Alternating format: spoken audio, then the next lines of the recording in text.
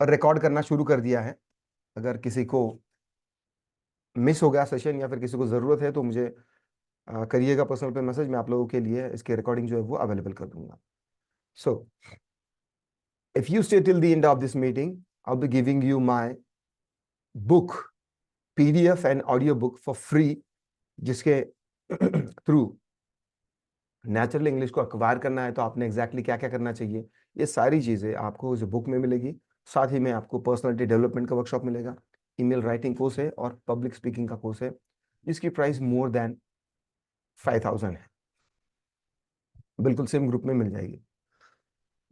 No, आगे चलने से पहले मैं जानना चाहता हूँ कि आप लोग इंडिया के किस सिटी से, किस शहर से आपने ज्वाइन किया है। Can you write down in the chat box आपकी सिटी का पूरा नाम, आपका नाम हो सके तो, और आपके स्टेट का नाम।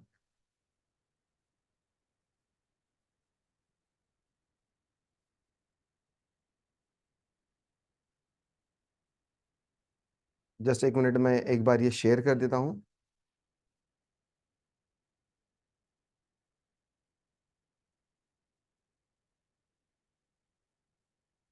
All right, just give me a minute ताकि मैं जो स्टूडेंट्स ने एनरोल किया है उन तक ये, अरे व्हाट्सएप पर मुझे मत मैसेज करिएगा कि मैं भोपाल से हूँ। ऑल राइट, बट आपका सेंस ऑफ जो जजमेंट है वो मुझे बड़ा पसंद आया कि मैं अभी देख रहा हूँ व्हाट्सएप पर, तो आपने फटक से व्हाट्सएप पर मैसेज कर दिया। Right, just give me a second, मैं आप लोगों के कमेंट्स भी रीड करूंगा।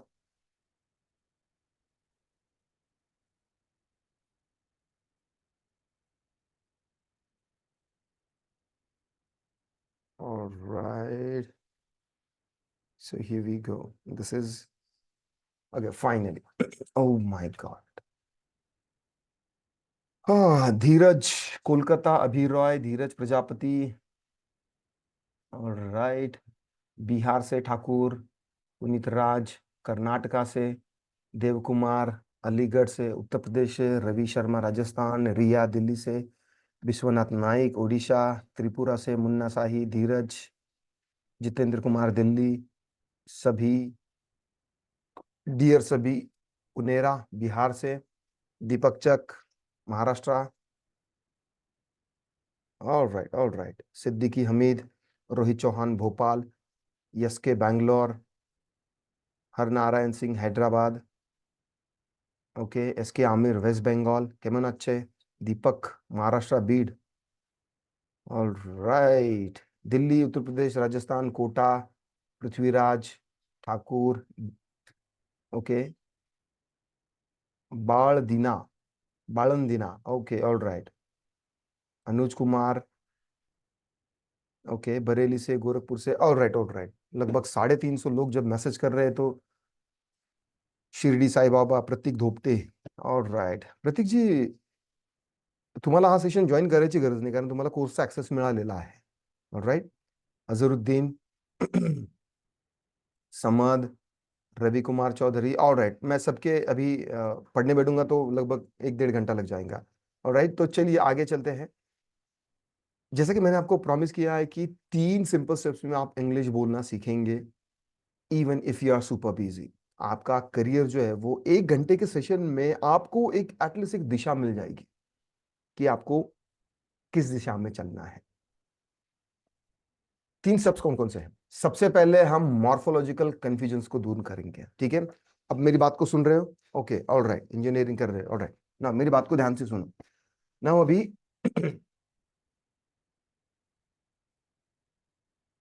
ओके, सबसे पहले आपको इंग्लिश सीखने के लिए ये जो मॉर्फोलॉजिकल कंफ्यूजन आपके ब्रेन में चल रहा है ना, इसको निकालना है। अभी मेरी बेटी आई नहीं, लेकिन मेरी बेटी 3 साल की है। 3 साल की मेरी बेटी, उसको मैं इंग्लिश बोलना सिखा रहा हूँ। तो आपके ब्रेन में अभी ग्रामर रूल्स के बारे में सोचते हो, am is are was were के बारे में सोचते हो, वोकेबलरी वर्ड्स के बारे में सोचते हो, अननेसेसरी ओवर थिंक करते हो। यार मुझे सामने वाला इंसान क्या कह रहा है इसका अगर ये समझ में नहीं आएगा तो मैं उसे क्या बोलूंगा। मेरी बच्ची, मेरी बेटी जो है ना वो उस मॉर्फोलॉजिकल कंफ्यूजन में कभी गई नहीं और जाएगी नहीं, क्योंकि ये नेचर के खिलाफ है, और कुदरत के खिलाफ जाकर आप कोई जंग नहीं जीत सकते। जो ग्रामर स्टडी, अननेसेसरी कॉम्प्लिकेटेड भाषा के टुकड़ों के बारे में आपने स्टडी किया है, इससे ये बहुत ज्यादा कंफ्यूजन पैदा हुआ है। इसको दूर करना है। मोटा मोटी आपको इंग्लिश ना आने के जो 8 रीजंस है वो हम आज आइडेंटिफाई करेंगे, और आप आपके कितने प्रॉब्लम्स उनको आइडेंटिफाई करके एक प्लान और स्ट्रेटेजी करके आगे बढ़ेंगे। उसके बाद हम देखेंगे कि करेक्ट मेथड क्या है। मेरी बेटी को मैं जिस तरीके से इंग्लिश बोलना सिखा रहा हूं, और आपने आज तक जिस तरीके से स्टडी की है उस मेथड में, और मेरी बेटी को जो मैं पढ़ रहा हूं उस मेथड में क्या डिफरेंस है, कौन सी मेथड आपको सही तरीके से जल्दी आपको इंग्लिश बोलना सिखाएगी, ये आज आपको समझना है। मैं सिखाऊंगा कुछ नहीं आपको, आज आपको समझना है। इंटरनल गट फीलिंग अगर आ गई आपकी, तो आप मेरे साथ आगे आ सकते हैं। और उसके बाद तीसरी स्टेप में आप मेरे साथ ई स्वयं इंग्लिश स्पीकिंग सिस्टम के साथ आप इंग्लिश में किस तरीके से बोलना सीखोगे, इसका सैंपल डेमो, यानी कि मैं आपको एनवायरनमेंट कैसे प्रोवाइड करूंगा, ग्रामर रूल में बिना उलझे ग्रामेटिकली करेक्ट अगर बोलना है तो वो किस तरीके से पॉसिबल होगा, ये सारी चीजें स्टेप बाय स्टेप प्रोसेस में हम देखेंगे। ऑलराइट, नाउ आज का ये जो सेशन है ना, कुछ लोगों के लिए है और कुछ लोगों के लिए नहीं है। अब ध्यान से समझिएगा। इंग्लिश आपको समझ में आती है लेकिन बोल नहीं सकते। क्या ऐसा होता है कि आपको सामने वाला इंसान क्या बोल रहा है वो समझ में आता है लेकिन आप बोल नहीं सकते? अब मेरी बात ध्यान से सुनिएगा, इसमें 3 तरीके के स्टूडेंट्स होते हैं। आपको आइडेंटिफाई करना है 1 कैटेगरी, 2 कैटेगरी या 3 कैटेगरी के आप हो। फर्स्ट कैटेगरी में वो लोग आते हैं कि जिनको सच में सामने वाला इंसान क्या बोल रहा है ये सिर्फ 50% या फिर उसके इर्द गिर्द ही समझ में आता है, और जब वो बोलने जाते हैं तो समझा नहीं कुछ तो वो बोल नहीं सकते, पहली चीज।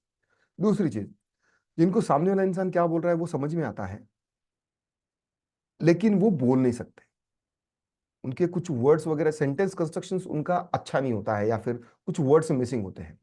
उनकी आंखों के सामने होता है कि उनको क्या बोलना है, लेकिन वो वर्ड्स में डिफाइन नहीं कर सकते, सेंटेंसेस नहीं बना सकते। ये सेकंड कैटेगरी। और थर्ड कैटेगरी के लोग वो है कि जिनको समझ में आता है और वो बोल भी सकते हैं, लेकिन सामने वाला इंसान क्या कहेगा वो मुझे जज करेगा, मुझसे अगर गलती हुई तो मुझ पे हंसेगा, मेरी इंसल्ट होगी, इस डर की वजह से बोलना आता है लेकिन वो चुप रहना पसंद करते हैं।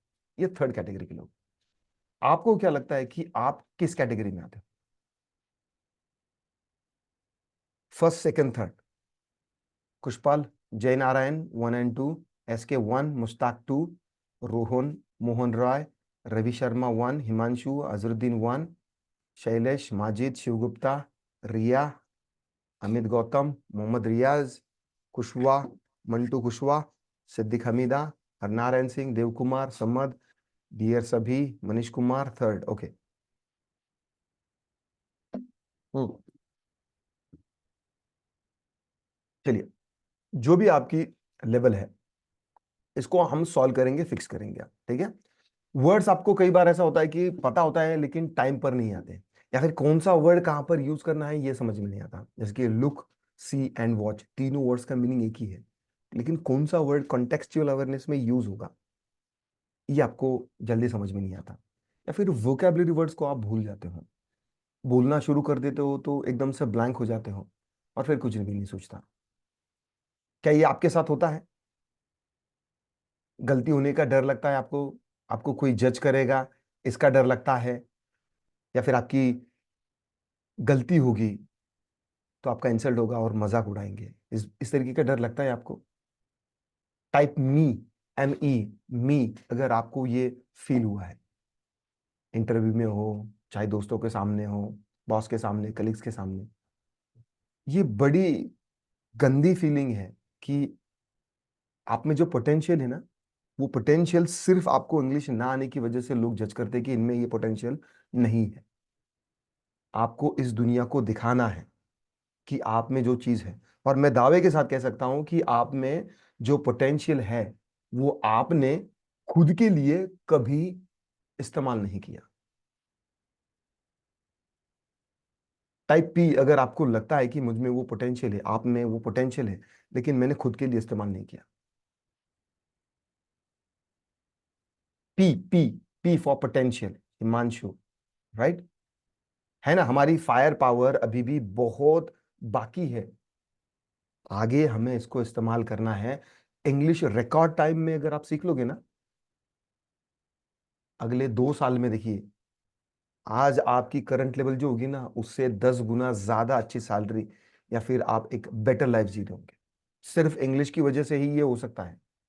इंडिया में डिग्री सबके पास है, किसके पास नहीं है? सबके पास है, लेकिन इंग्लिश बोलने का स्किल नहीं है। तो इंग्लिश बोलने का स्किल जो है वो हमें डेवलप करना है, और ये होगा। बस आपका गोल क्लियर होना चाहिए ना। कुछ लोगों के लिए अभी ये वेबिनार नहीं है, ये सेमिनार कुछ लोगों के लिए नहीं है। कुछ लोगों के लिए मतलब जो सिर्फ इंग्लिश की राइटिंग इंप्रूव करना चाहते हैं ना, ये सेशन उनके लिए नहीं है। मुझे बड़े स्टूडेंट्स सवाल पूछते हैं कि सर, मैं इंग्लिश में लिख नहीं पाता हूँ, मुझे सामने वाला इंसान क्या बोल रहा है वो समझ में आता है, लेकिन मैं लिख नहीं पाता।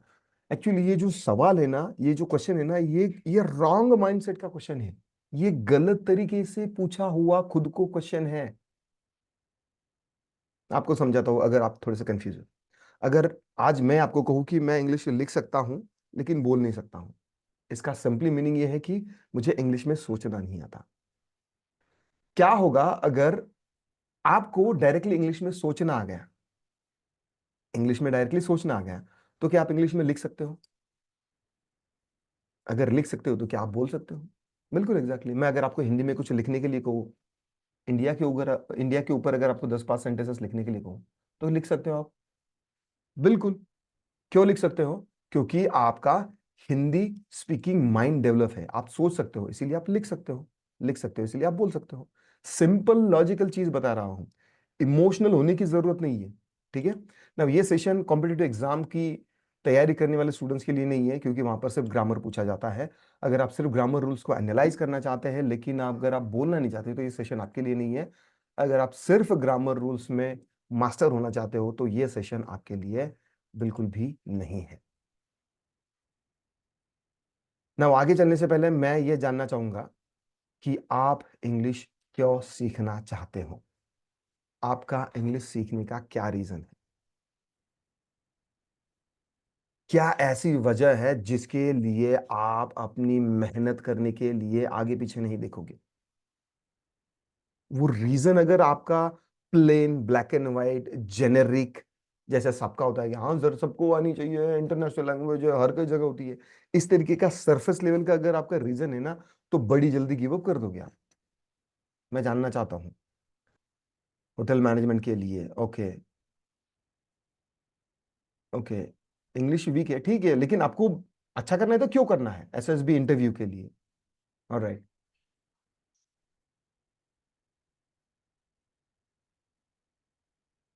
जी।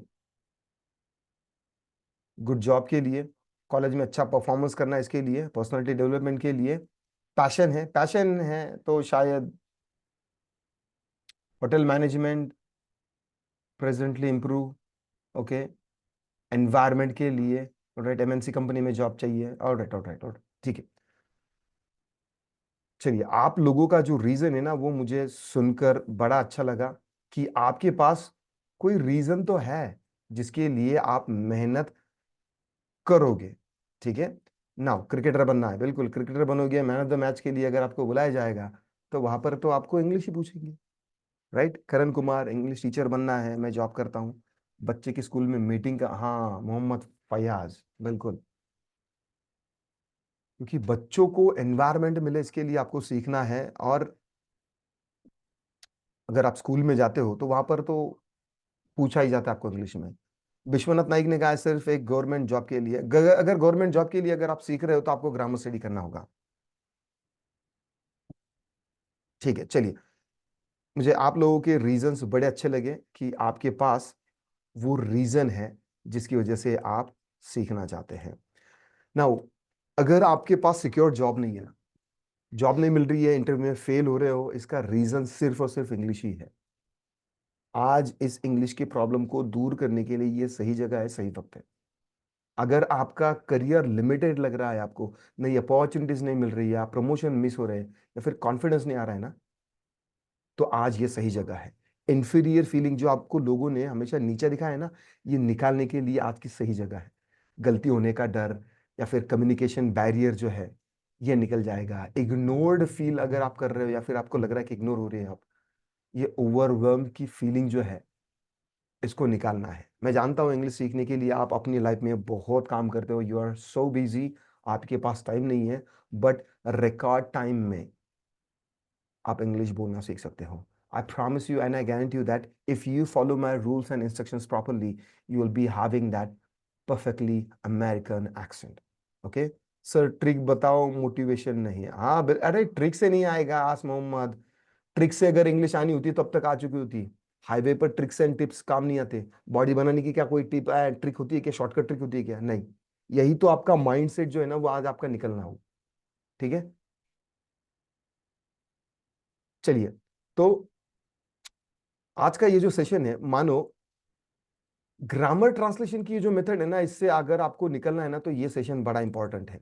इमेजिन करिएगा कि आप एक 2 साल के बाद या फिर 1 साल के बाद या फिर 6 महीने के बाद आप इंग्लिश में फ्लुएंटली बोल पा रहे हो, आपका कम्युनिकेशन इंप्रूव्ड है, आपका फाउंडेशन क्लियर है या फिर एकदम ओके है, आप ट्रैवल इंटरनेशनली कर पा रहे हो, आपको रिकग्निशन और प्रमोशन मिल सकता है, एक वैल्यूएबल एसेट बन गया।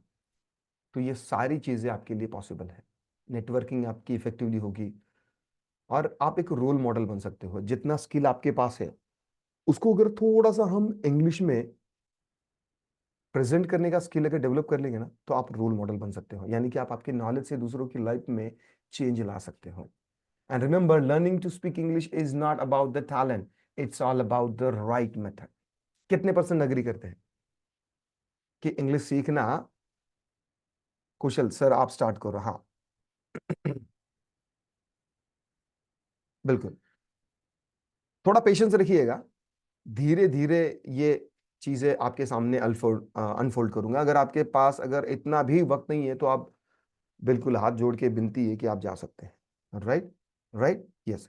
मेथड, मेथड के बारे में, क्योंकि अगर वही पुरानी मेथड से अगर आप स्टडी करोगे ना तो वही मिलता आ रहा है। मुझे एक बात बताइए, क्या आप कितने दिनों से ग्रामर स्टडी कर रहे हो? कितने दिनों से आप पुरानी मेथड से इंग्लिश स्टडी कर रहे हो? 1 साल, 2 साल, 3 साल, 6 महीने, 2 महीने? Please type in the chat box. कितने दिनों से आप ग्रामर स्टडी यूट्यूब पर random disorganise YouTube teacher trainers के वीडियोस देख रहे हो? इस वीडियो से उस वीडियो पर, उस वीडियो से उस वीडियो पर लूप में फंसे हो या नहीं? 1 year, 1 month, 2 month, 1 year, 3 years, okay. अगर अगले 5 साल भी, 5 साल भी अगर आपने इसी सिस्टम को दिए जिस मेथड से आप पढ़ रहे थे, क्या आपको इंग्लिश आएगी? ऑनेस्ट लिखिएगा।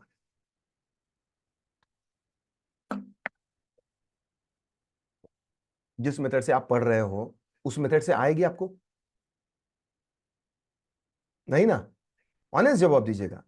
क्योंकि देखो, ग्रामर स्टडी करने से अगर आपको इंग्लिश आनी होती तो अब तक आ चुकी होती। ठीक है, ये रिवोल्यूशनरी, क्रांतिकारी मेथड है।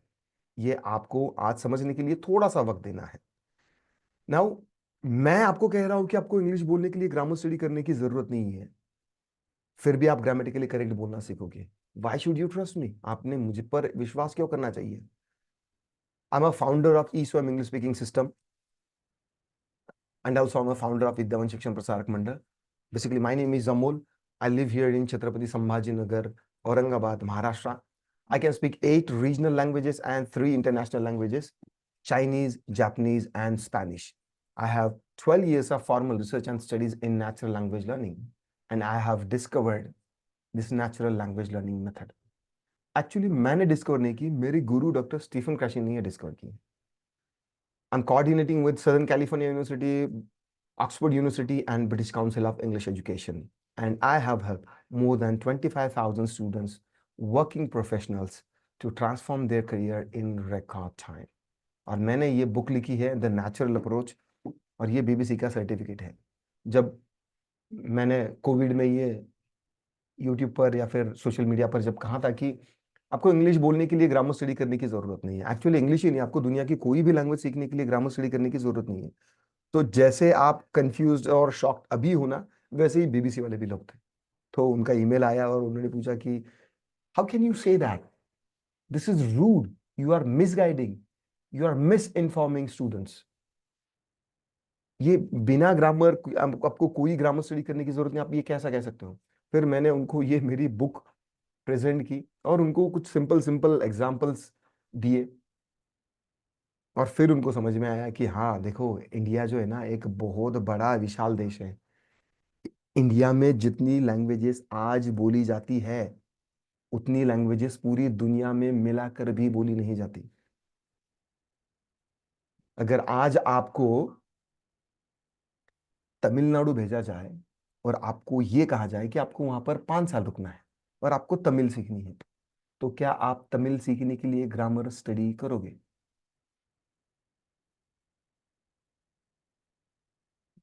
नहीं ना। बिल्कुल इसी तरीके से अगर मैं आपको गुजराती, बंगाली, मलयालम, पंजाबी, मराठी, इंडिया की कोई भी लैंग्वेज सीखने के लिए कहूँ, तो क्या आप ग्रामर स्टडी करोगे? नहीं ना। सिंपल लॉजिकल चीज है, मिसिंग है हमारे एजुकेशन सिस्टम से। लगे पड़े हमारे स्कूल, कॉलेजेस, यूनिवर्सिटी, बस ग्रामर ग्रामर ग्रामर ग्रामर। ये इनकी सोच की वजह से आपका ब्रेन इस तरीके से प्रोग्राम हो गया है कि अगर मानो किसी के भी दिल में आता है कि मुझे इंग्लिश सीखनी है, तो सबसे पहला थॉट क्या आता है? क्या स्टडी करना पड़ेगा? ग्रामर का सोच विचार आता है या नहीं? आता है या नहीं? हमारे इस ग्रेट इंडियन एजुकेशन सिस्टम ने दिल और दिमाग पर एक टैटू गुदवाया है, टैटू कभी निकलता नहीं। अगर आपको grammar study, I mean grammar study नहीं करोगे, तो आपको जिंदगी में कभी इंग्लिश नहीं आएगी।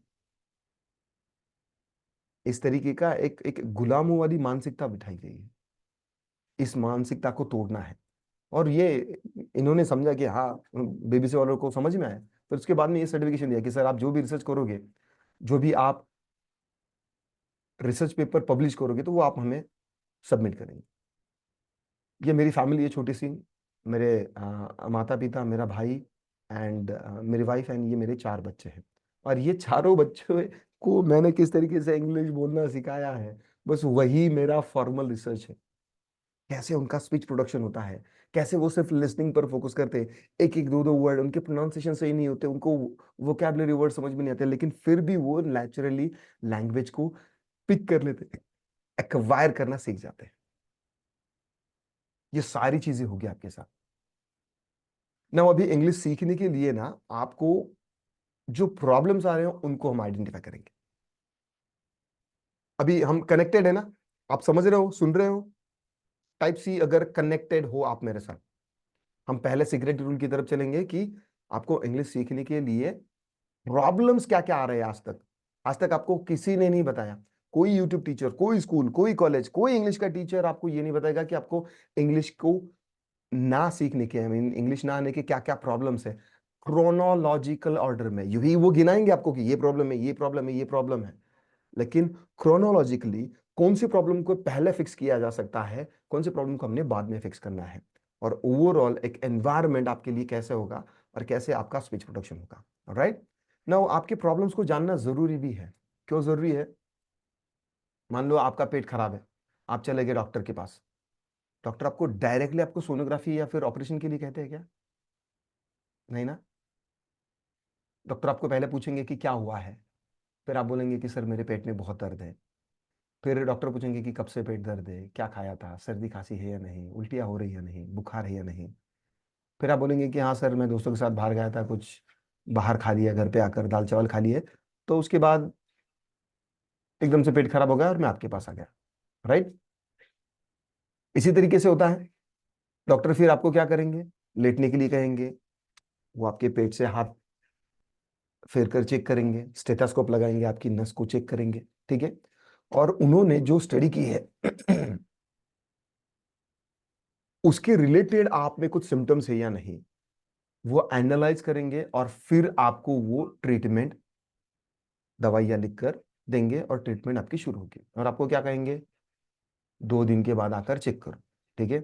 अगर आपको अच्छा नहीं लगा, ठीक है, अगर आपको अच्छा महसूस नहीं हुआ, तो मुझे दोबारा आकर दिखाइए, फिर हम सोनोग्राफी करेंगे और फिर उसके बाद में जरूरत पड़ी तो ऑपरेशन करेंगे। लोगों को पता ही नहीं है कि उनको इंग्लिश क्यों नहीं आ रही है। बस यही ऊट पटांग, बस कॉन्फिडेंस नहीं है, वोकैबुलरी वर्ड्स नहीं है। हमारी ब्रेन की एबिलिटी को तो समझो। क्या हमारा ब्रेन चीजों को याद रखने के लिए बना है? नहीं। आज आपको इंग्लिश ना आने के जो प्रॉब्लम्स है इनको समझना है। आपको इंग्लिश ना आने का सबसे बड़ा प्रॉब्लम है getup and CTV.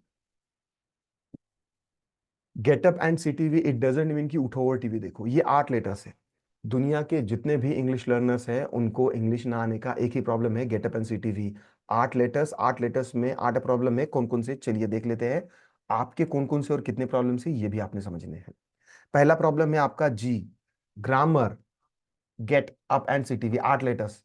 Grammar, environment, translation, understanding, pronunciation, confidence, thinking English and vocabulary. ना बहुत सारे, आई मीन 99% लोगों को लगता है कि इंग्लिश बोलने के लिए ग्रामर स्टडी बहुत जरूरी है। देखो, ग्रामर के इतने सारे रूल्स है, इतने सारे एक्सेप्शंस है, इन सबको याद रखना और सही जगह पर सही तरीके से सही रूल को चूज करके बोलना, यह ह्यूमन ब्रेन से पॉसिबल नहीं है। मेरी 3 साल की बेटी को अगर मैं इंग्लिश बोलना सिखाना चाहता हूं तो क्या मैं ग्रामर स्टडी करवाऊंगा क्या? कुछ लोग तो कहेंगे हाँ सर, थोड़ा सा बेसिक तो जरूरी है, past tense, present tense, future tense. कैसे समझेगा? राइट, ये ओवर थिंकिंग है।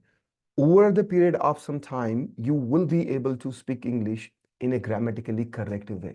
If you focus on the mistakes first, mistakes are fine, mistakes होगी आपकी और वो जरूरी भी है क्योंकि इसी से आपका सेंस ऑफ करेक्टनेस डेवलप होता है। Mistakes are proof that you are trying, and this is perfectly fine. This is how we learn. This is how we learn our mother tongue. Mistakes पर फोकस करना ही nature के खिलाफ है beginner level में। अभी मेरी बेटी को मैं इंग्लिश बोलना सिखा रहा हूं तो क्या वो मिस्टेक्स पर फोकस करेगी या फिर कम्युनिकेशन पर? मैं ये जो चीजें बोल रहा हूँ ना, ये बड़ी स्पेसिफिक अवेयरनेस के साथ बोल रहा हूँ आप लोगों के लिए। देखो, ग्रामर स्टडी करने से अगर आपको इंग्लिश आनी होती तो क्या अब तक आ चुकी नहीं होती?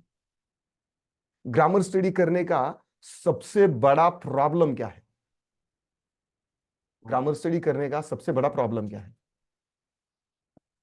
क्लास चालू है क्या मेरा चालू? तू सत्तू कुठून घेऊन येतो? Alright.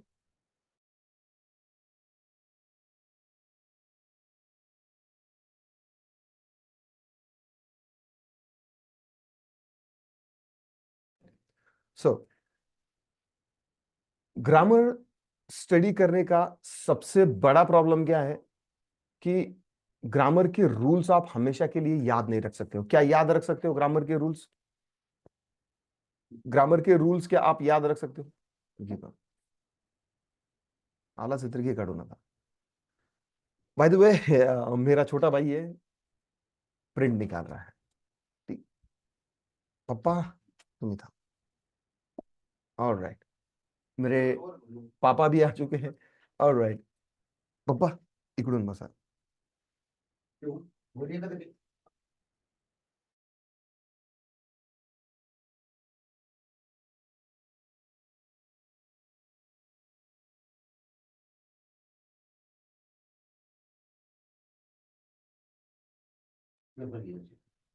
Just a minute guys, आप लोगों का अननेसेसरी फोकस ना चला जाए इसके लिए मुझे लगता है कि बैकग्राउंड में कोई डिस्टर्बेंस नहीं होना चाहिए। Just for 1 minute.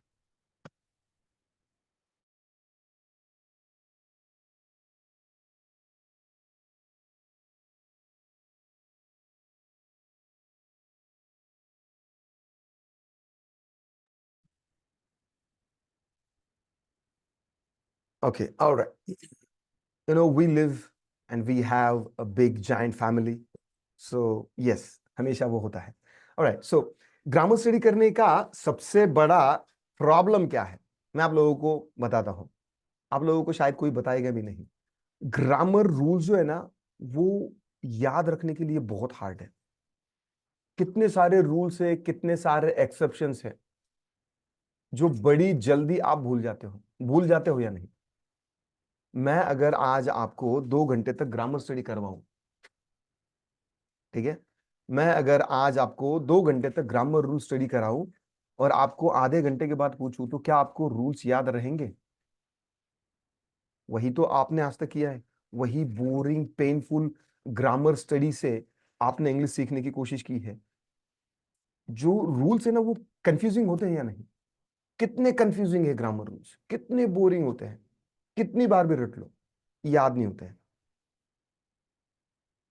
कई लोगों को तो ये मेंटल स्ट्रोक है।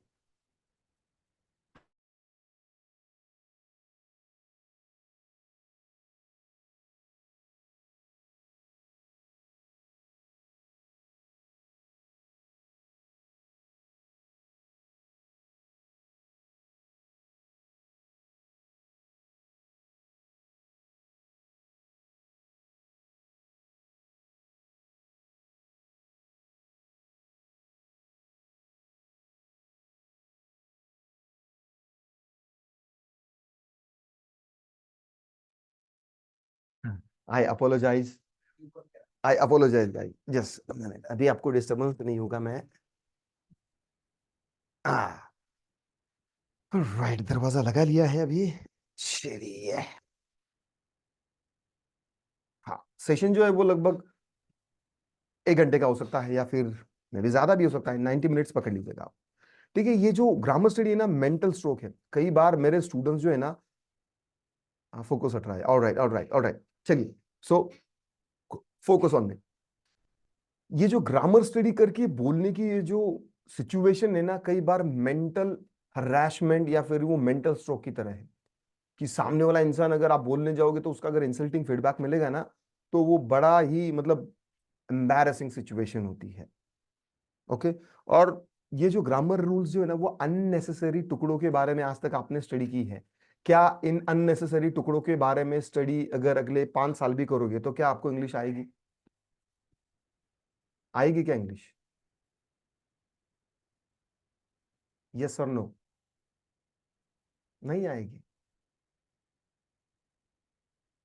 आपको एक बात बताऊं, जितने भी ग्रामर के बुक्स है ना, वो सारे एक दूसरे की कॉपी पेस्ट है। सिर्फ बुक का कवर चेंज हुआ है और ऑथर का नाम चेंज हुआ है, बस अंदर वही मटेरियल है। जैसे इन यूट्यूब टीचर्स के वीडियोस भी सेम है ना, एग्जैक्टली वो भी सेम है, कॉपी पेस्टेड ही है। वही अगर मैं भी आपसे कराऊंगा तो आपको इंग्लिश आएगी कैसे? राइट। अनएजुकेटेड इंग्लिश बात करता है, हाँ बिल्कुल करते हैं ना। बहुत सारे टूरिस्ट प्लेसेस में ऐसे जगह हैं जहाँ पर फॉरेन लोग आते हैं, और वहां पर जो भी कुछ बेचने वाले होते हैं ना, वो इंग्लिश बोल लेते हैं, क्योंकि वो आपकी तरह लर्न नहीं कर रहे। भाषा के टुकड़ों के बारे में अननेसेसरी स्टडी नहीं करते, वो एक्वायर करते हैं। ठीक है। सो आज के बाद इंग्लिश सीखने के लिए ग्रामर स्टडी करने की जरूरत नहीं है। ठीक है। दूसरा प्रॉब्लम है आपका एनवायरनमेंट का। आज तक आपको एनवायरनमेंट नहीं मिला, इसीलिए आपको इंग्लिश नहीं आ रही है। आप हमेशा ट्रांसलेशन करते हो, आपकी अंडरस्टैंडिंग कमजोर है, प्रोनाउंसिएशन का आपका थोड़ा सा डिफिकल्टी है, कॉन्फिडेंस आपका लूज हो जाता है, आप इंग्लिश में सोच नहीं सकते, और वोकैबुलरी वर्ड्स को आप भूल जाते हो। ये 8 ही तो प्रॉब्लम है। इन 8 प्रॉब्लम के अलावा आपके कौन से और प्रॉब्लम है? हाँ, एक प्रॉब्लम को आप 2-3 नाम से जान सकते हो। वर्ड्स याद नहीं होते हैं, या फिर मुझे डर लगता है, कॉन्फिडेंस का प्रॉब्लम है। राइट। हाँ, कितना दिन लगेगा? बिल्कुल रुकिएगा, मैं बता रहा हूँ। धीरे धीरे आप लोगों के सामने अनफोल्ड कर रहा हूँ। अगर आपको पास इतना भी समय नहीं है और इतने इम्पेशंस हो, तो आप मतलब क्या ही ये करोगे? डॉक्टर के पास जाने के बाद डायरेक्टली ये कहते हो क्या कि ये फिक्स माई कार वाला एटीट्यूड या फिर अप्रोच जो है ना, वो यहाँ नहीं चलता है। ठीक है। ये आपके मेंटल एबिलिटी पर भी डिपेंड है, क्योंकि कोई चीज किसी को समझने के लिए 10 घंटे लगते हैं, वही चीज किसी को समझने के लिए 1 घंटा काफी है। अब आपका ब्रेन किस तरीके से काम करता है, इसके ऊपर डिपेंड है कि आपको कितनी जल्दी इंग्लिश आएगी। लेकिन अगर आप मेरे रूल्स और इंस्ट्रक्शंस को फॉलो करते हो, आई promise you and I guarantee you that कि आप 42 दिन के अंदर इंग्लिश बोलना सीखोगे। ठीक है। ओके। अब ये जो प्रॉब्लम्स है, ये प्रॉब्लम क्या आपके यूट्यूब टीचर्स सॉल्व कर सकते हैं? मुझे नहीं लगता कि कोई करेगा। राइट। क्योंकि ये फिल्टर्स जो है ना, ग्रामर, ट्रांसलेशन, अंडरस्टैंडिंग, अब ये ट्रांसलेशन का ये जो प्रॉब्लम है, ये सबसे बड़ा है। कैसे? 2 मिनट में समझाता हूँ। जब भी सामने वाला इंसान आपसे बात करेगा ना, तो वो क्या कह रहा है वो समझने के लिए आप ट्रांसलेट करके समझते हो। यानी कि suppose if I walk up to you and ask you tell me what you did yesterday, तो मैंने जो कहा इसको समझने के लिए आप इंग्लिश टू हिंदी ट्रांसलेट करते हो। फिर आप सोचते आपकी मदर टंग में हो कि मुझे सर को जवाब देना है। फिर उसके बाद में आप am, is, are, was, were, grammatically correct sentences, verb कौन सी लगेगी, इसके बारे में सोचते हो। फिर आपने जो सोचा है उसको उन कुछ वर्ड्स को इंग्लिश में क्या कहा जाता है, वोकैबुलरी वर्ड्स के लिए सोचते हो, और फिर फाइनली जो आपने सोचा है उसको पूरा ट्रांसलेट करके बोलने जाते हैं। इसमें बहुत वक्त लगता है, और कई बार सामने वाला इंसान अगर कंटिन्यूअसली बोलता चला गया तो कंटिन्यूअसली ट्रांसलेशन करके देने की जिम्मेदारी आपके ब्रेन पर होती है। ब्रेन आपका हैंग हो जाता है। वो 2 GB रैम का अगर कोई मोबाइल है जिस पर आपने 8-10 एप्लीकेशन ओपन कर दिए, तो वो कैसा हैंग हो जाता है? हैंग होता है या नहीं? एग्जैक्टली आपका ब्रेन भी हैंग हो जाता है। इंसल्टिंग ह्यूमिलेटिंग फीडबैक अगर मिलेगा ना आपको, तो डायरेक्ट आपका कॉन्फिडेंस बंद हो जाता है। ये ट्रांसलेशन का प्रॉब्लम है। क्या ट्रांसलेशन को प्रॉब्लम मानते हो? बहुत सारे लोगों का दिमाग जो है ना वो उल्टी दिशा में चल रहा है। उनको ये लगता है कि मुझे इंग्लिश नहीं आ रही है क्योंकि मुझे ट्रांसलेशन नहीं आता। भाई साहब, ट्रांसलेशन करना इटसेल्फ आपको इंग्लिश ना आने की सबसे बड़ी वजह है। क्या आप ट्रांसलेशन सीखना चाहते हो या डायरेक्टली इंग्लिश में सोचना सीखना चाहते हो? थिंकिंग इन इंग्लिश आपकी कब हो सकती है? जब आपका ट्रांसलेशन बंद होगा। एग्जैक्टली ट्रांसलेशन में आपको इतना वक्त लगता है। देखो, मैं आपसे हिंदी में बोल रहा हूं, मैं जो भी सेंटेंसेस बोल रहा हूं ना, वो डायरेक्टली मुझे सोचने के लिए जरूरत नहीं पड़ती, वो डायरेक्टली आ रहा है। तो डायरेक्टली अगर आपको इंग्लिश में सोचना आ जाएगा तो आपको बोलना आ जाएगा। यह अंडरलाइन यूनिवर्सल ट्रूथ है। अगर आप ट्रांसलेशन करके इंग्लिश सीखना चाहते हो, अगले 100 साल ले लो मुझसे। कितने? 100 साल ले लो, फिर भी आपको इंग्लिश नहीं आएगी। हमेशा सोचते रहोगे, ग्रामर ट्रांसलेशन के इस लूप में फंसते रहोगे। ट्रांसलेशन आधा दिमाग करेगा और फिर आधा दिमाग ग्रामर रूल्स में स्टडी करने में जाएगा। ये नहीं होगा। ठीक है। पहले हम ट्रांसलेशन के प्रॉब्लम को फिक्स करेंगे और फिर इंग्लिश में बोलने की एबिलिटी को इंप्रूव करेंगे। और वोकैबुलरी वर्ड्स, मेरे सिस्टम से 1,20,000 वोकैबुलरी वर्ड्स आपके ब्रेन में हम इंजेक्ट करेंगे। यानी कि कौन सा वर्ड कौन से वर्ड के साथ जाएगा और वो ग्रामेटिकली करेक्ट साउंड होगा, ये सेंस ऑफ करेक्टनेस आपका डेवलप होगा। क्या आपको लगता है कि ये सारे 8 प्रॉब्लम्स सॉल्व होने के बाद आपको इंग्लिश आएगी?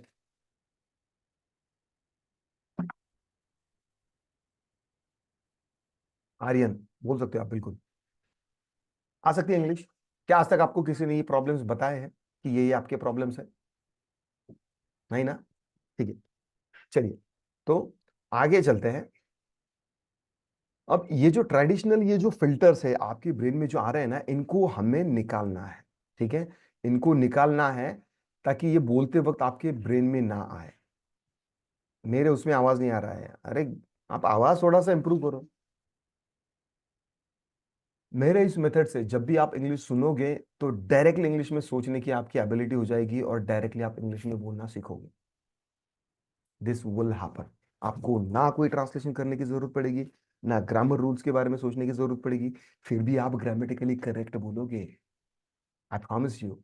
हमने हिंदी बोलने के लिए कोई ग्रामर स्टडी नहीं की। मैं अगर आपसे पूछूं कि चलिए मुझे पास्ट परफेक्ट कंटिन्यूअस टेंस की डेफिनेशन बताइए हिंदी की, नहीं आएगी आपको। किसी अमेरिकन को भी पूछोगे तो नहीं आएगी। लेकिन जब भी आप बोलोगे ना, तो वो ग्रामेटिकली करेक्ट सेंटेंसेस आ जाएंगे आपके। This is a magic. ये आर्ट है या फिर साइंस है या फिर एक जादू है, काला जादू कह लीजिए, जो कुछ कहने के लिए। लेकिन मैं गारंटी के साथ कहता हूं कि ये, अगर जैसा मैं कहूंगा वैसा आप कहोगे, तो ये आपके ब्रेन के अंदर होगा, धीरे धीरे होगा, और आपकी लाइफ जो है वो अपग्रेड हो जाएगी। जैसे हम वैल्यूलेस पैदा होते हैं, लेकिन हमें हमारा कैरेक्टर अपग्रेड करना होता है, 2-4 साल के बाद हम थोड़ा सा बोलना सीखते हैं। वैसे आप अभी लाइफ में हो कि आपको कैरेक्टर अपग्रेड करने की जरूरत है। एग्जैक्टली मेरे स्टूडेंट्स की तरह, ये मेरे स्टूडेंट है विष्णुप्रिया नायर। इसने भी जब सुना ना, तो उसको भी यकीन नहीं हुआ कि ये बिना ग्रामर स्टडी के, ये क्या मतलब, ये बकवास चीज है, मतलब ये ऐसा पॉसिबल ही नहीं, ये कैसे हो सकता है? इतने सारे स्कूल कॉलेजेस यूनिवर्सिटी बोल रहे हैं, ये कौन आ गया ऐसा? उसने भी आपकी तरह टाइम दिया, सोचा समझा, और फिर उसने अमल किया। And she is fluent English speaker now. ये मेरे एक स्टूडेंट है, एक्चुअली ये टीचर है।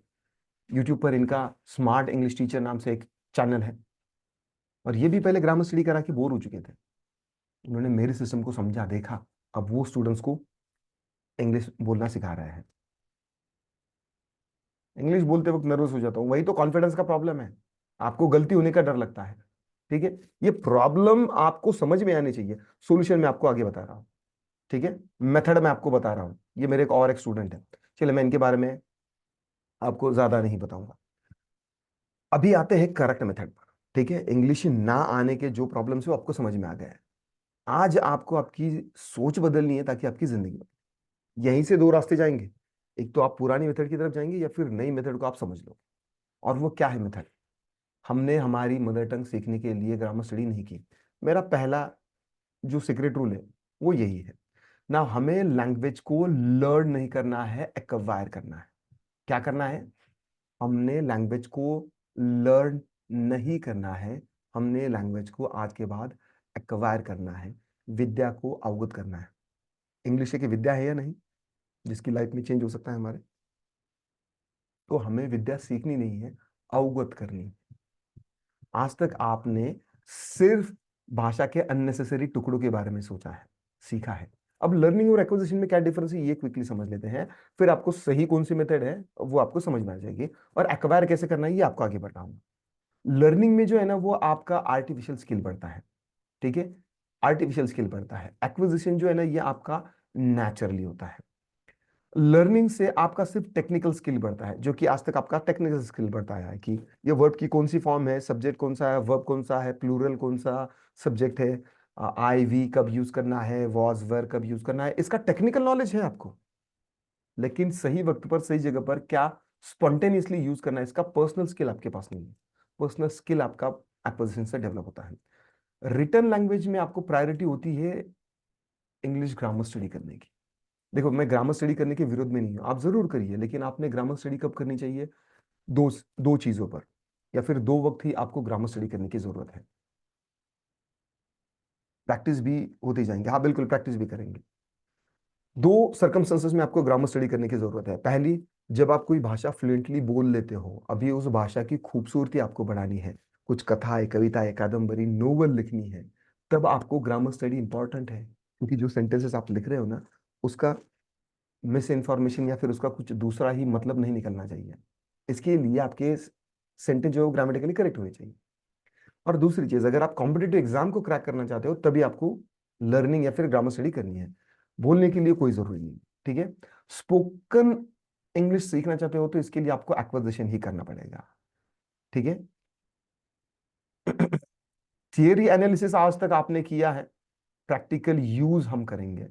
आपका सेंटेंस फॉर्मेशन लर्निंग में होता था कि I am, is, are, was, were कहाँ लगेगा, फोकस ऑन कम्युनिकेशन होगा। आज तक आपका सिर्फ नॉलेज प्रोड्यूस हुआ है लर्निंग से। आज के बाद हम आपकी इंग्लिश बोलने की एबिलिटी को इंप्रूव करेंगे। तो आपको आपकी एबिलिटी इंप्रूव करनी है या फिर आपको नॉलेज गेन करना है? मैं आप लोगों के सामने एक पोल रख रहा हूं कि आपको लैंग्वेज को लर्न करना है या एक्वायर करना है। लर्निंग एक शैलो मेथड है, और एक्वायर करना ये क्या है? आप एक्वायर करना चाहते हो या लर्न करना चाहते हो? लर्न करना चाहते हो यानी कि आप सिर्फ ग्रामर स्टडी करना चाहते हो।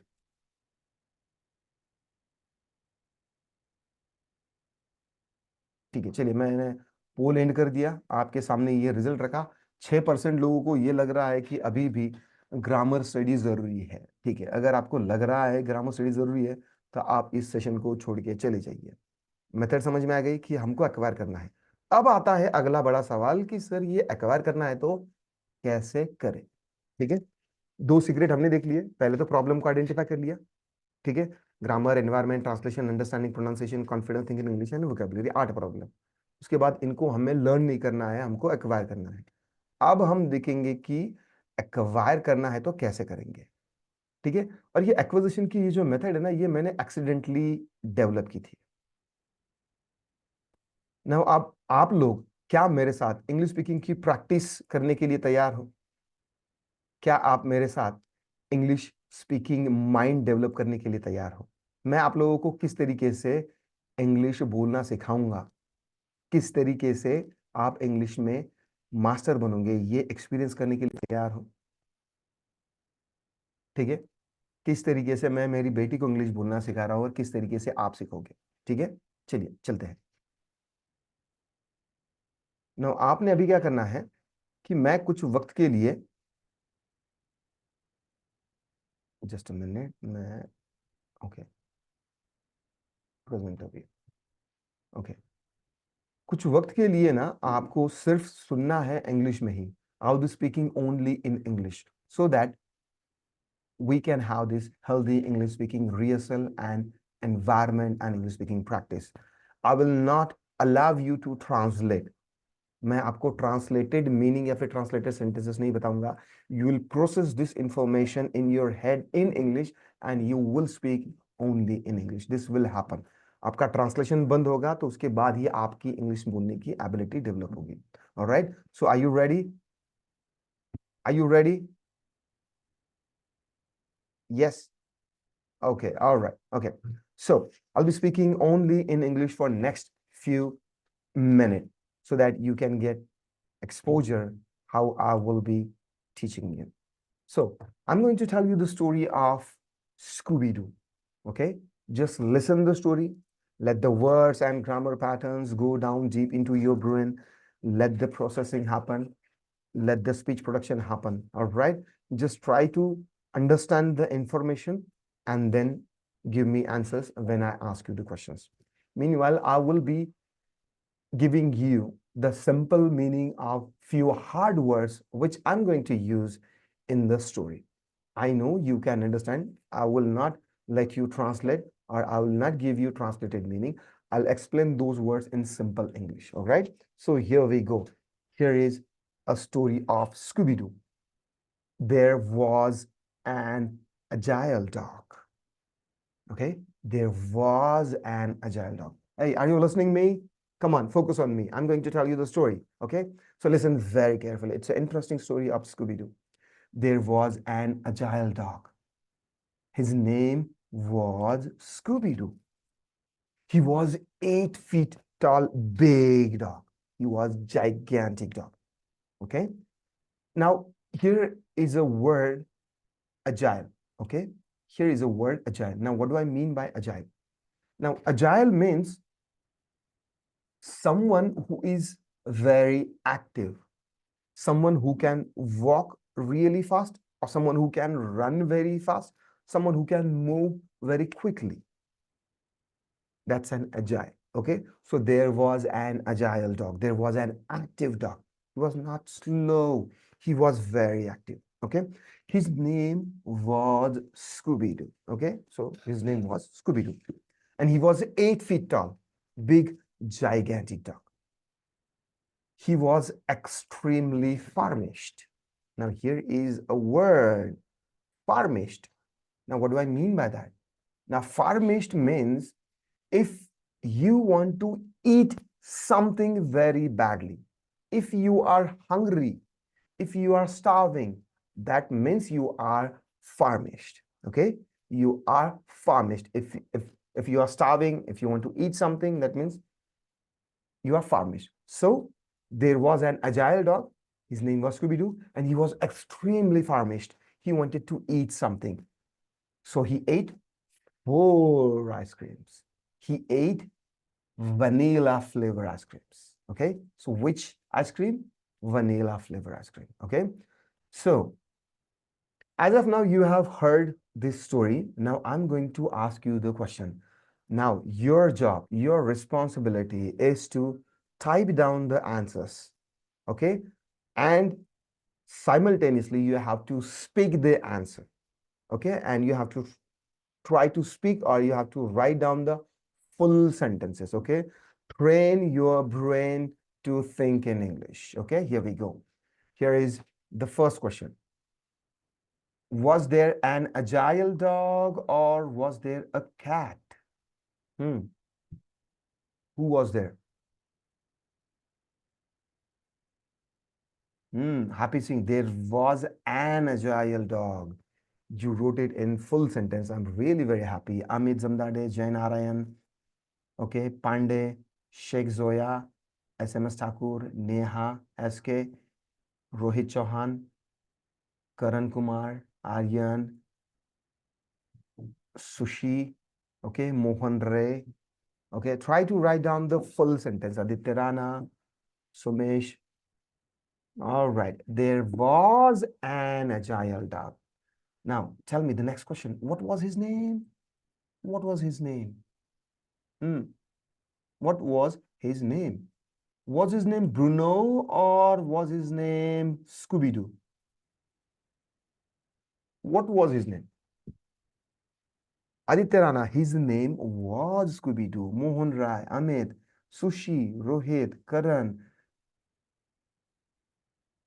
Daya Shankar, Gulmadeen, okay, Ria, Somesh, everyone is typing SK. The dog's name was Scooby-Doo. Okay, his name was Scooby-Doo. His name was not Bruno. Okay, now next question. What was the height of Scooby-Doo? What was the height of the Scooby-Doo? The height of Scooby-Doo hmm, was he 8 feet tall or was he 6 feet tall? Hmm, the height of Scooby-Doo was 8 feet, right? The height of Scooby-Doo was 8 feet. Was he a big dog, gigantic, super big dog, or was he a small dog? Hmm. Was he a super big, gigantic dog, or was he a small dog? Scooby-Doo was gigantic, super big dog. He was not small. Okay. Next question. Was he famished or was he thirsty? Ria, Happy, Amit. Yes. Was he famished or was he thirsty? Famished. He was famished. Who was famished? Was Amol famished? Was Amol famished? Oh, no, no, no. Amol was not famished. Who was famished? Scooby-Doo was famished. Sheikh Zoya, SK, Happy, everyone, please write down the sentences. Okay? This is English mind training. We are training your brain to think in English. I'm giving you some feedback. I had given you some interesting information. I'm asking you the questions on that information. You have to process it and you have to answer. All right? So, who was famished? Scooby-Doo was famished. Okay? Don't be lazy. This is the time. This is the time in your life. This is the golden opportunity. All right? Don't be so slow. Be an agile. Okay? So was he starving or was he dehydrated? Now here is a word dehydrated. Now dehydrated means if you are thirsty, if you want to drink water, lack of water, if there is a lack of water in your body, that means you are thirsty and you want to drink water. So was he starving or was he dehydrated? Starving. He was starving. He was starving. Copy paste मत करिएगा. Who was starving?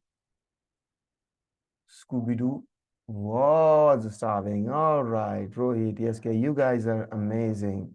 All right, the next question. What did he eat? Did he eat mango? What did he eat? Ice cream, Pandey, SK, right. What did he eat? Ice cream. He ate ice creams. He ate ice cream. Now, how many ice creams did he eat? How many? 4, 6, 8. How many ice creams? He ate 4 ice creams. Did he eat banana flavor ice cream? Did he eat banana flavor ice cream or vanilla? Vanilla, right? Vanilla, right? He ate vanilla flavored ice cream, right? Did he eat 6 ice cream? Did he eat 6 vanilla flavored ice cream? No. Then which flavor? Yes, vanilla flavored ice cream. But how many? 4 ice creams. All right. Did Amol eat 4 vanilla flavor ice creams? No, not Amol. Scooby-Doo, the dog, super big, 8 feet tall, big dog, ate 4 vanilla flavored ice cream. Now, stop writing, stop writing. Okay, strawberry flavour का नहीं था। Alright, ठीक है। Now आखिरी के जो 10-15 minute मैंने आपसे क्वेश्चन पूछे, इसका कंक्लूजन हम निकाल सकते हैं। मैंने कुछ स्टोरी बताई आपको, उसके जो हार्ड वर्ड्स है वो भी बताए, और फिर आपको क्वेश्चंस पूछे और क्वेश्चंस का आंसर देने के लिए कहा। आपने आंसर्स कैसे दिए? क्या आपने मेरे पीछे रिपीट किए, या फिर वो आंसर स्ट्रेट आपके ब्रेन के थ्रू प्रोसेस होकर आए और फिर आपने आंसर दिए?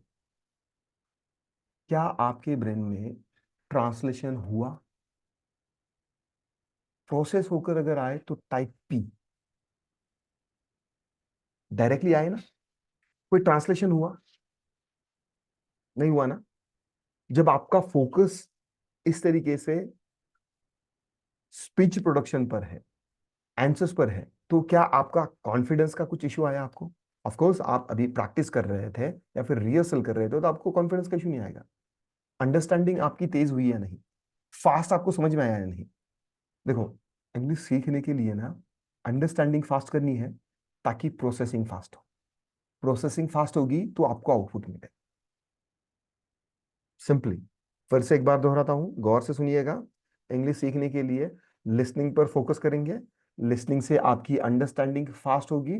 अंडरस्टैंडिंग फास्ट होगी तो आपकी प्रोसेसिंग फास्ट होगी। प्रोसेसिंग फास्ट होगी तो आपको आउटपुट भी जल्दी मिलेगा। अब आपकी हिंदी की अंडरस्टैंडिंग जो है ना, वो यहाँ पर है। देखो, मैं अगर आपसे हिंदी में कितने भी धीरे बात करूंगा और कितने भी, अगर आपसे आपके लाइफ के बारे में कितने भी सवाल पूछूंगा ना आपके हार्ड, तो आप मुझे जवाब दे सकते हो। क्यों? क्योंकि आपकी हिंदी की अंडरस्टैंडिंग यहाँ पर है। इंग्लिश की वैसे नहीं है। Suppose if I walk up to you and ask you, tell me what you did yesterday with very fast speech and with very difficult accent, probably you'll be not be able to answer me. क्यों? क्योंकि आपकी English की understanding यहाँ पर है।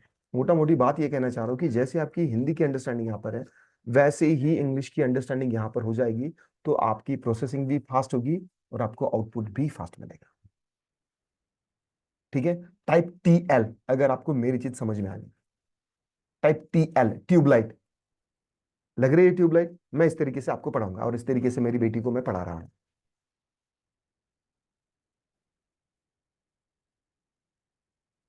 TL लग रहा है ना? क्या मैं उन मूर्खों की फौज की तरह जो ग्रामर स्टडी करवाते हैं टीचर्स, उनकी तरह बात करता हूं? कुछ अलग अलग बोल रहा हूं ना? अब तक मैंने जो कुछ भी कहा, लॉजिकल इमोशनल इंटेलिजेंस के साथ कहा है ना, कि कहीं के कहीं रैंडम डिसऑर्गेनाइज्ड मिसगाइड कर रहा हूं? इनके 10-10 घंटे के वीडियो पर मेरा एक एक स्टेटमेंट जो है ना, वो हावी है। एरोगेंसी में या फिर मैं कुछ इसमें नहीं बोल रहा हूँ, ये लॉजिकल है।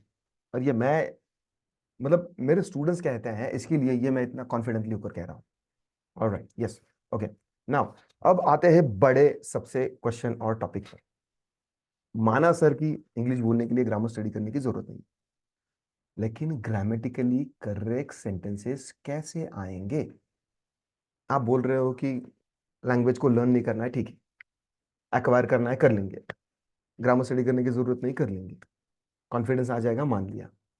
लेकिन ग्रामेटिकली करेक्ट कैसे बोलेंगे? अगर आपके ब्रेन में ये सवाल आया है तो टाइप क्यू, कैपिटल का Q.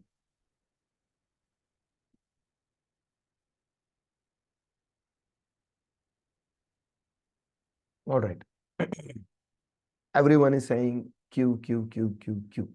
All right, yes, okay. Now अब मेरी बात को ध्यान से सुनना।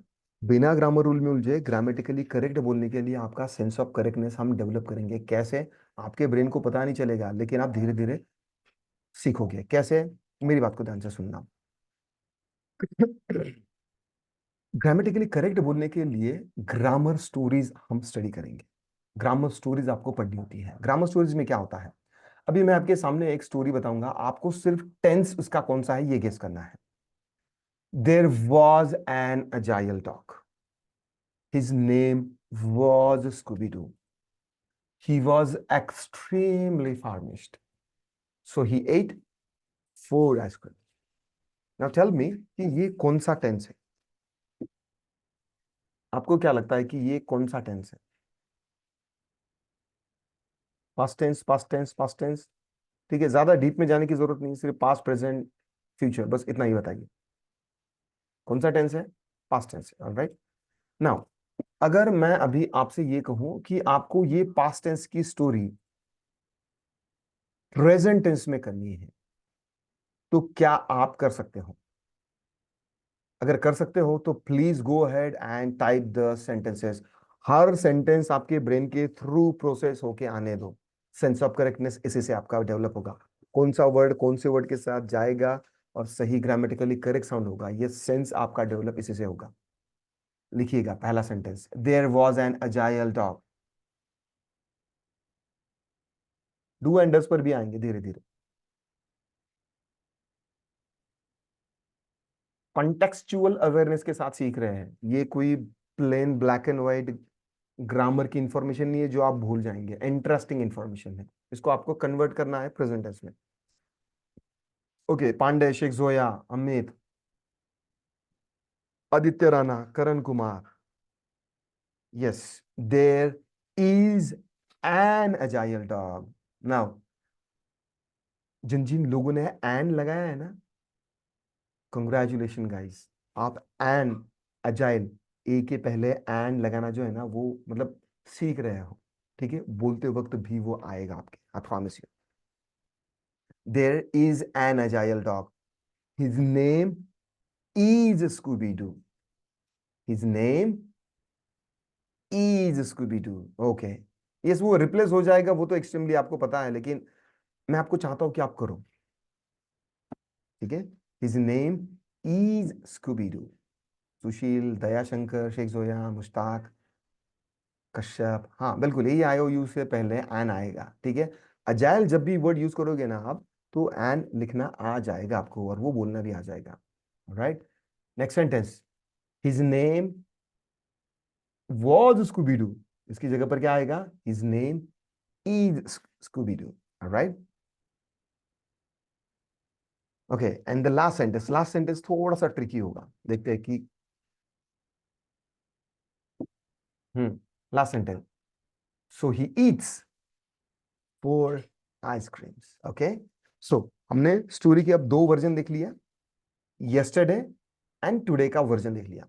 Yesterday there was an agile dog. Okay, his name was Scooby Doo. He was extremely famished.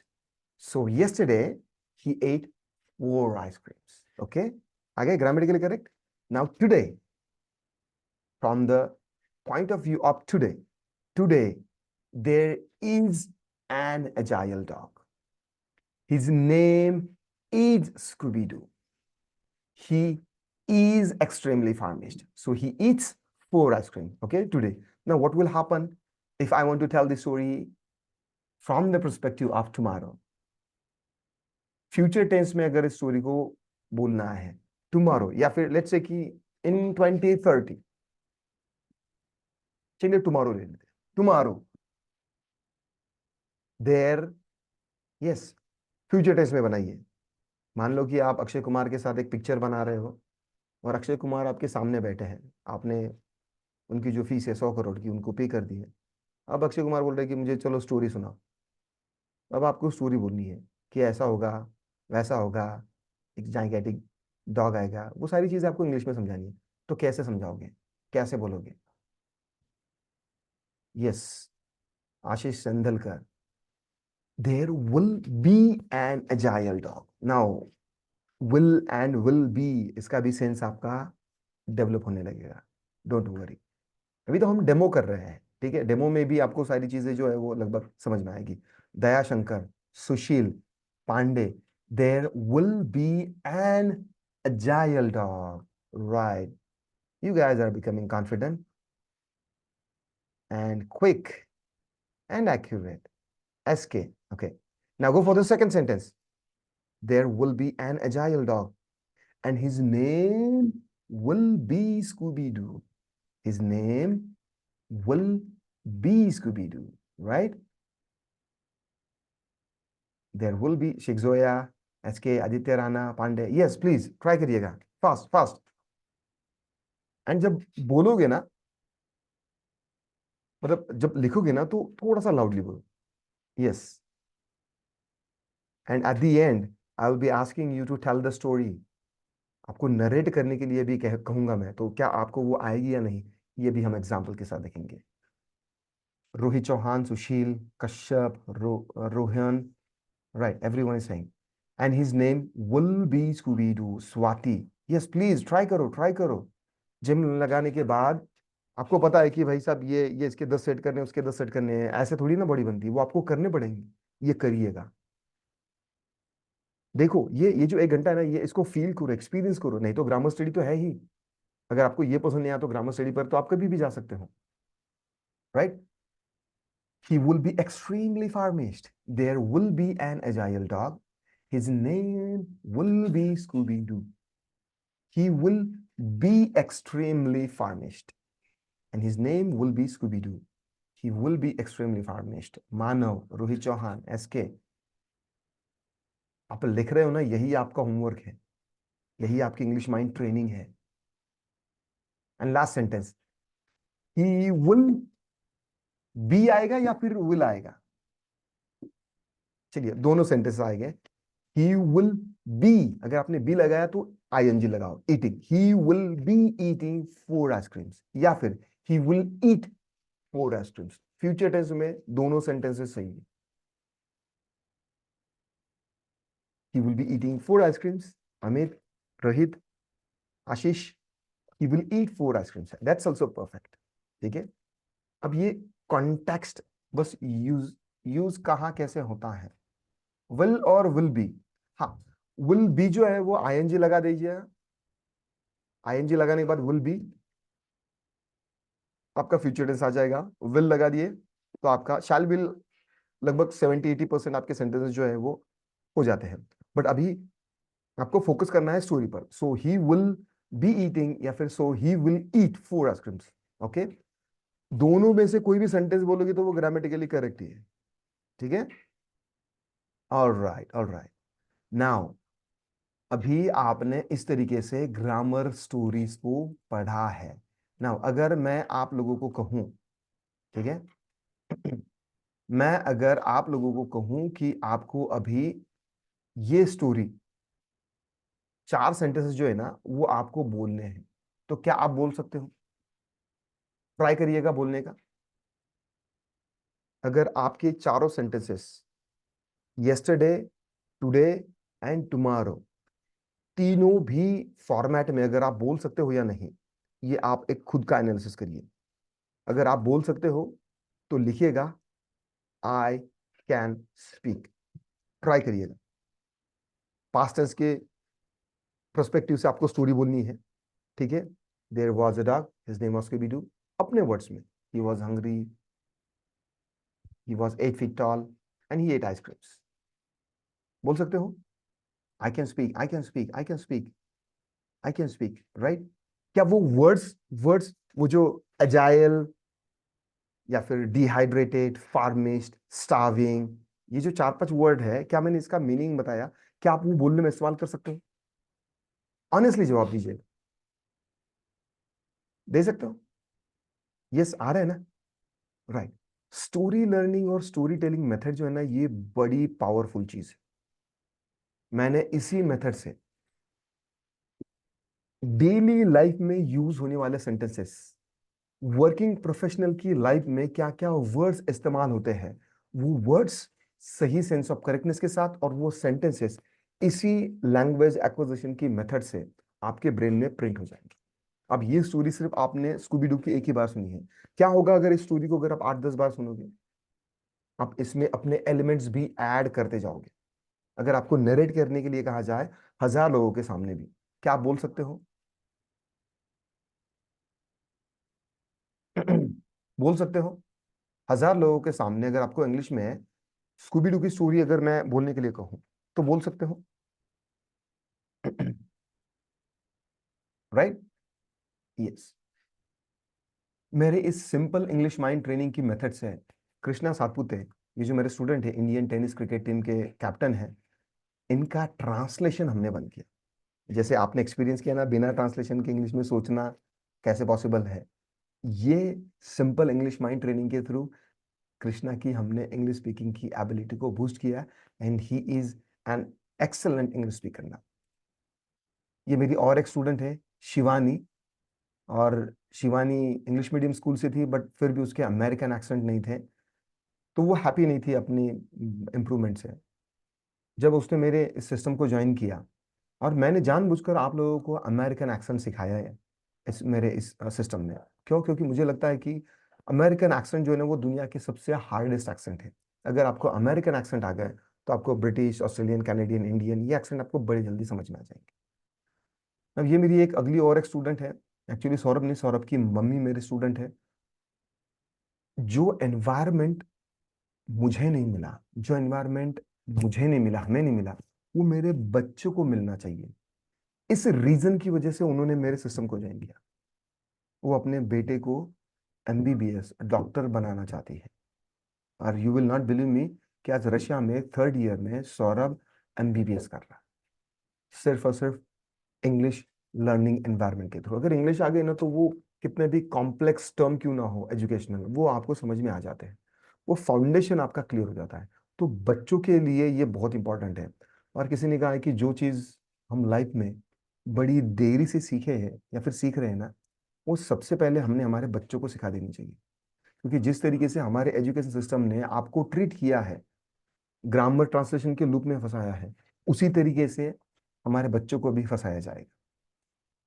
सो ये मेरे और एक स्टूडेंट है, Shyam Patil, being an artist. जब उन्हें पूछा गया कि आप अगले 5 साल में खुद को कहाँ देखते हो, तो उसको जवाब ही देना नहीं आया।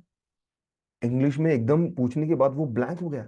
उसको ऐसा लगा कि मानो मेरा करियर बस यही खत्म, समाप्त, आगे कुछ है ही नहीं।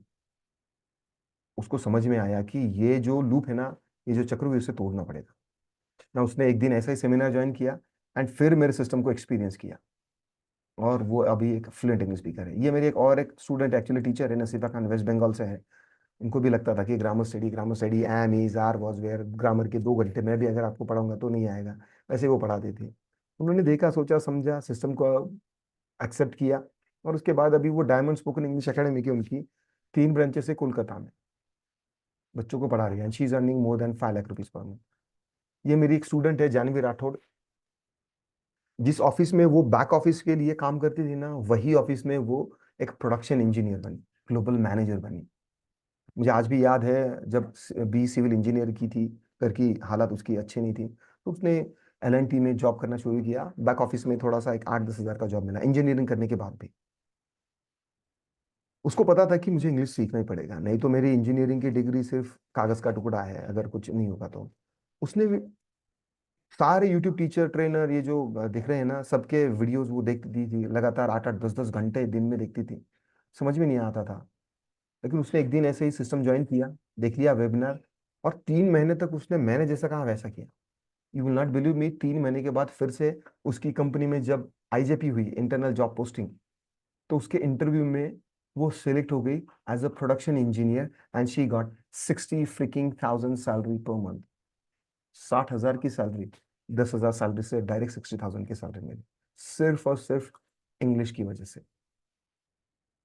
ये मेरे 20,000 से ज्यादा हाथी स्टूडेंट्स हैं from all over the world and from all over the India. Now the real question for you is that, would you like to become fluent English speaker in record time without studying boring and confusing grammar rules, just like my premium VIP students? I promise you and I guarantee you that कि 6 month के बाद, 6 महीने के बाद आपकी life एकदम upgraded रहेगी। जहां पर आज आप हो ना, उससे डबल ट्रिपल सैलरी आप आराम से पालोगे, क्योंकि उतना स्किल तो आपके पास है। बस आपको सिर्फ इंग्लिश को प्रोसेस करना है। क्या आप मेरे इस सिस्टम से इंग्लिश बोलना सीखना चाहते हो? चाहते हो? Right? Yes, please answer everyone. Yes, yes, Mohan Rai, Ashish, everyone is saying yes yes yes yes. Sir आपका कोई कोर्स है क्या?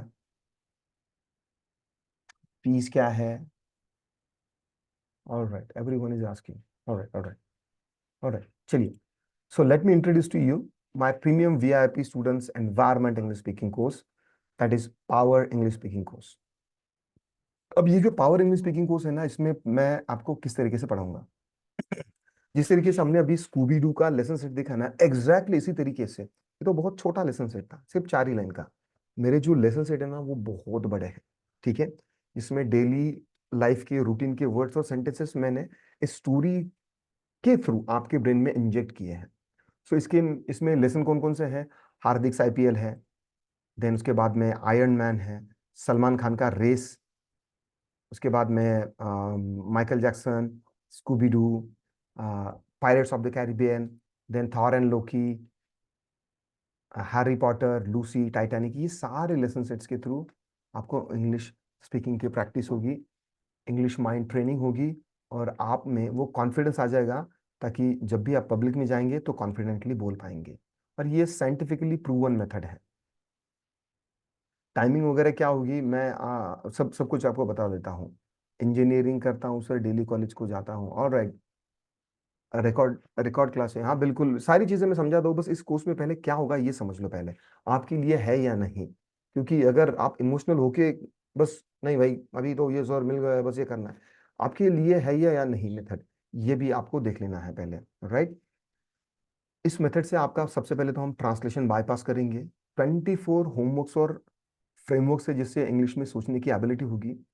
ग्रुप डिस्कशन होता है, प्रेजेंटेशन और मॉक इंटरव्यू होता है, इंटरव्यू आपके ऑनलाइन वीसी पर डमी इंटरव्यूज होते हैं। यूनिक टीपीआरएस स्टोरी टेलिंग मेथड से आपको इंग्लिश स्पीकिंग की प्रैक्टिस होती है। स्पेशल माइंड टास्क के गेम्स है, और इस मेथड से आपके ब्रेन में हम 1,20,000 से ज्यादा वोकैबुलरी वर्ड्स इंस्टॉल करेंगे।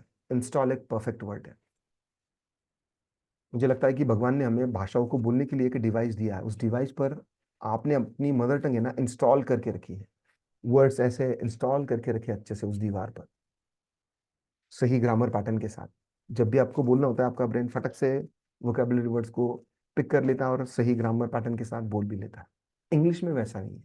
इंग्लिश में वो जो डिवाइस है, उस डिवाइस में ना वोकेबुलरी वर्ड्स जो है ना, वो आगे पीछे ऊपर नीचे आड़े तिरछे ऑर्डर में नहीं है, सेंस ऑफ करेक्टनेस नहीं है, ग्रामर पैटर्न का तो पता ही नहीं है। इसीलिए हम इन वर्ड्स को और ग्रामर पैटर्न को इंस्टॉल करेंगे आपके ब्रेन पर, ताकि मरते दम तक आप नहीं भूलेंगे। क्या आप आपकी मदर टंग कभी बोलना भूलोगे? नहीं। वैसे ही इंग्लिश के वर्ड्स भी आप भूलोगे नहीं। मैंने अभी जो आपके ब्रेन में इंजेक्ट किए वर्ड, फार्मिस्ट, अजाइल, स्टार्विंग, डिहाइड्रेटेड, ये 4-5 वर्ड जो है ना, ये आप भूलोगे नहीं, आई प्रॉमिस यू। ओके। सो इसमें इस तरीके के लेवल है। अब लेवल 3 है, ठीक है। 3 लेवल में हम ये इंग्लिश बोलना सीखेंगे। बिगिनर लेवल से शुरू करेंगे। बिगिनर लेवल में आपको सिर्फ इंग्लिश की कनेक्शन पर ध्यान देना होता है। पहली लेवल जो है वो कनेक्टिंग द लैंग्वेज है। Now listen me very carefully. पहली लेवल में आपको इंग्लिश स्पीकिंग की प्रैक्टिस करने की जरूरत नहीं होती है। पहली लेवल में आपको फोर्स करने की जरूरत नहीं होती है।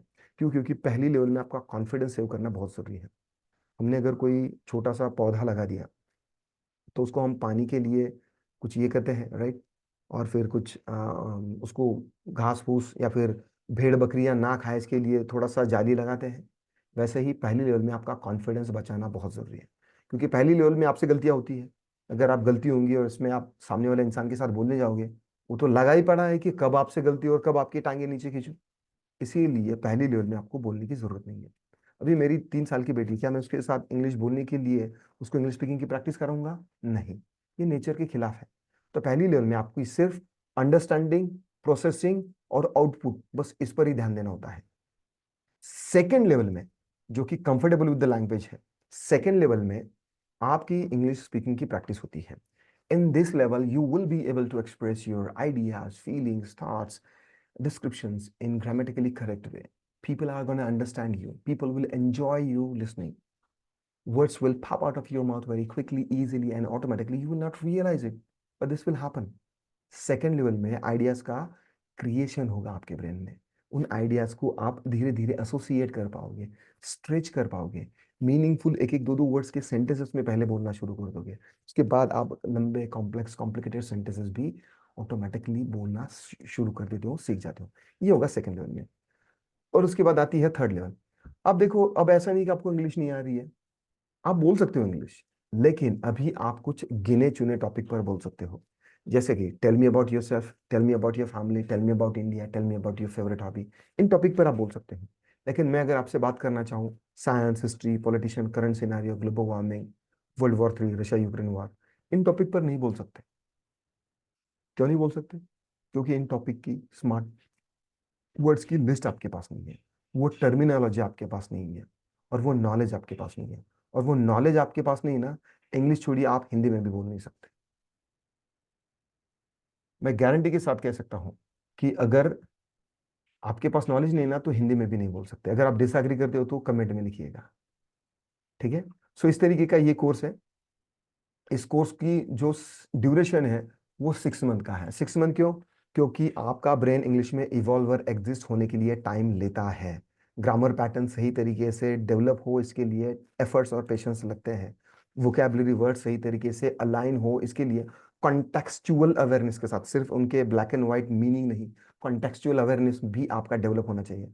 अब कॉन्टेक्सचुअल अवेयरनेस किस चिड़िया का नाम है, ये हमारे स्कूल, कॉलेजेस, यूट्यूब टीचर, इनको अगले 30-40 साल तक समझ में नहीं आएगा, ठीक है? लेकिन हम ये आज ही कर लेंगे, 6 महीने में आपका कैरेक्टर अपग्रेड कर देंगे। और आपकी ये जो ब्रेन की हार्ड वायरिंग है ना, इसको डेवलप करना है। पहले तो पुरानी वायरिंग है, इसको निकाल देना है और नई वायरिंग इंस्टॉल करनी है। इसके लिए थोड़ा टाइम लगता है, राइट? सो ये कोर्स जो है, किन किन लोगों को ज्वाइन करना है, इस कोर्स की फीस मैं आप लोगों के सामने रख रहा हूँ। इस कोर्स की जो फीस है वो है, अभी तो वेबसाइट पर 15,000 है, बट अभी 2750, मंथली नहीं, ये वन टाइम। चलिए, ये जो फीस है मंथली नहीं, ये सिर्फ आपको एक ही बार पे करनी है। कौन कौन ज्वाइन करना चाहेगा इसको, उसको मैं इसको थोड़ा सा, ओके, चलिए मैं रिकॉर्डिंग जो है ना वो स्टॉप कर देता हूँ।